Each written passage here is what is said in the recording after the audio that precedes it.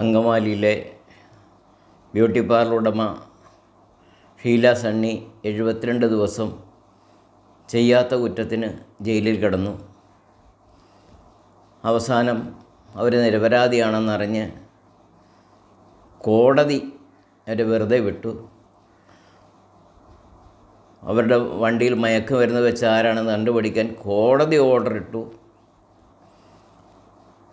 മാസങ്ങൾക്ക് ശേഷം ഇപ്പോൾ അതിൻ്റെ പ്രതി ആരാണ് എന്നുള്ളതിനെ സംബന്ധിച്ച് മനസ്സിലാക്കിയിരിക്കുകയാണ്.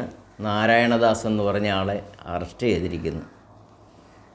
വർഷങ്ങളുള്ള സംഭവമാണിത്. ഇങ്ങനെ മതിയോ നമ്മുടെ നിയമവ്യവസ്ഥിതി? ഇതാണോ യഥാർത്ഥ ജനാധിപത്യം? ഇതാണോ ശരിയായ നീതി? ഇതിനെക്കുറിച്ച് കൂടുതൽ കാര്യങ്ങൾ ഞാൻ ഈ വീഡിയോയിൽ അടുത്ത യൂട്യൂബ് വീഡിയോയിലൂടെ നൽകുന്നുണ്ട്. നിങ്ങളൊന്ന് കയറി ശ്രദ്ധിക്കാനായിട്ട് നിങ്ങളെല്ലാവരെയും പ്രോത്സാഹിപ്പിക്കുകയാണ്. ശരി.